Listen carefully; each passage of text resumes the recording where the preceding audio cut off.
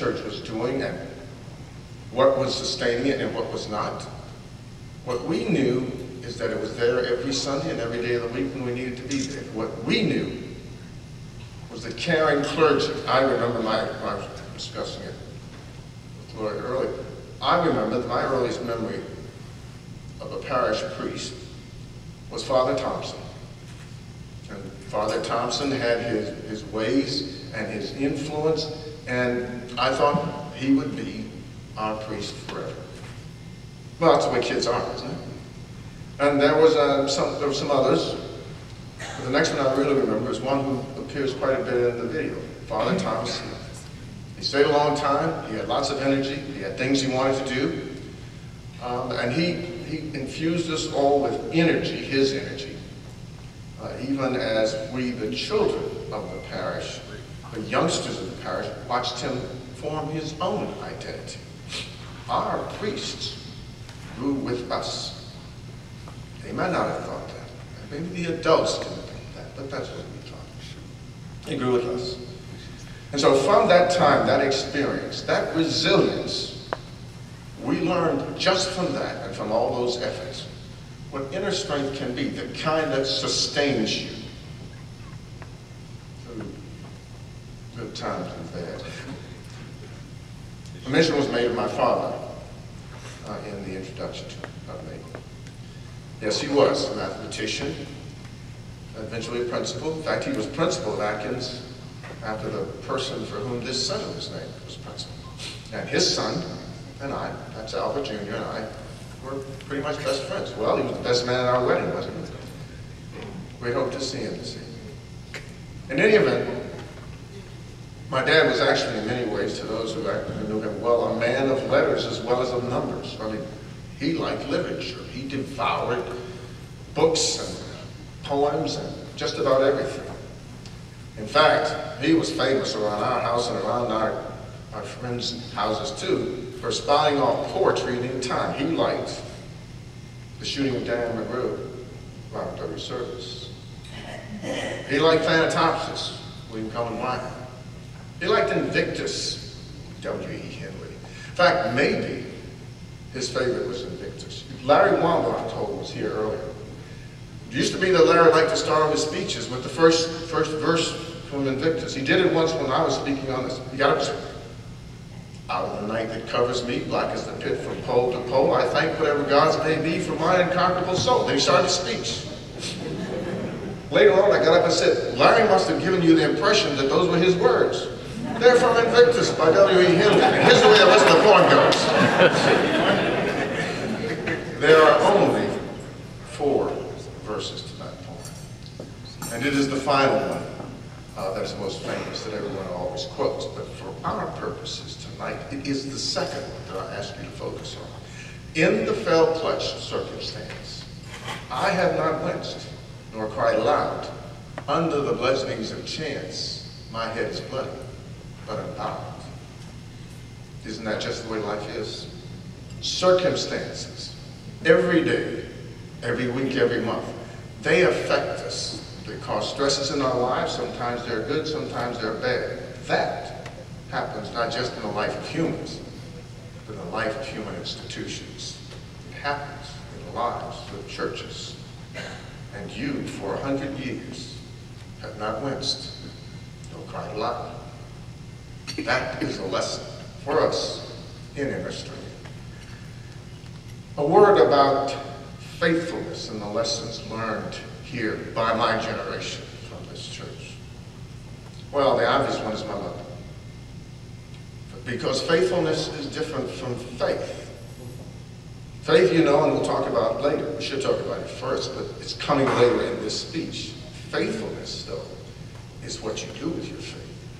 If you believe in something, if you believe in someone. In fact, in one of his early sermons that never gets mentioned, Martin Luther King said this: if you wish to live a complete life, you must stand for something, stand with someone, and stand in the realization and the presence of a higher God and a higher purpose. Well, that's faithfulness. To be faithful to principle, to to be faithful to friends, family, those who rely on you. Faithful to your God. So yes, faithfulness, an example from my mom, but from everyone who has been a member of this congregation. So, those four things you taught us as pillars. Let me say quickly the answer to the second question, which is, how do you use that in your life? Now, bear with me here.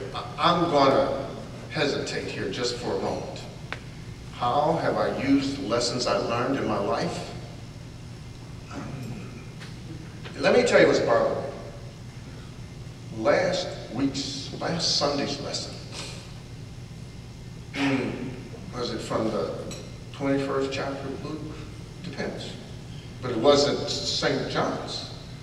And that's the one where Christ is sitting across from the temple, watching the heavy hitters go and put money into temple treasury.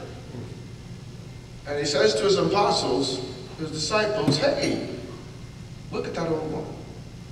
She's just put in 2 mitres, two tiny coins. Was that the New Testament reading last Sunday? Ah, gotcha.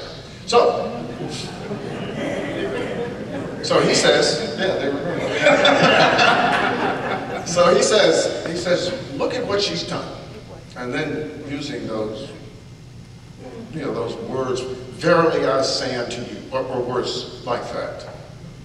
What she has done has greater weight with God, or has the greatest weight with God, because those who gave earlier gave out of their abundance. She gave all that she owns, all that she is. Now, actually, I was going to use that story for a different part of the speech. The one I really wanted was the one where he tells you to go and pray to him in a closet, not everybody see you. That's in Matthew somewhere. And it seems to me that if I stand up here and beat my chest over how I've applied my lessons in life, I may be violating what Christ said. So I'm going to do this. I'm going to use that other lesson in a minute, and I'm going to use it in order to tell you how what I learned here, what our generation learned here, has been prepared to see those virtues around us in life and be influenced and guided by them. So let me give you a couple of stories from my time as Secretary of the Army. I guess the parades were over. They had one for me at Fort Lyon, and another at right on the Pentagon parade ground. We had just been there as the Army, and the Pentagon welcomed me to the beginning of my tour as Secretary of the Army. I was on a plane that the Army assigned to its secretary, flying off to a base where I would meet the commander, he'd meet his new secretary, and I've been to some others already, but it was early, very early in my tenure. I got a call that said, look, you can either come back to your office or divert and fly directly to Fort Bragg. Here's why. In 1993, it would be, the Chief of Staff of the Air Force had reconfigured the Air Force complement at Pope Air Force Base, which you know is contiguous to Fort Bragg right there in Fayetteville. He turned it from just an airlift base, because that's what they were. They were a base that provided airlift to get the 82nd Airborne out of Fort Bragg to wherever there's an emergency in the world, so they could jump into battle, or just jump in and see what happened. He changed it so that there were now several different kinds of aircraft. He called it a composite unit. So you'd have the transports flying, trying to get into the flight pattern. You'd have the trainers trying to get in. And disaster occurred as one of the big transports was landing. A trainer flew around and clipped it. The transport was okay. It flew around, came back again. But the trainer lost its control surfaces. The pilot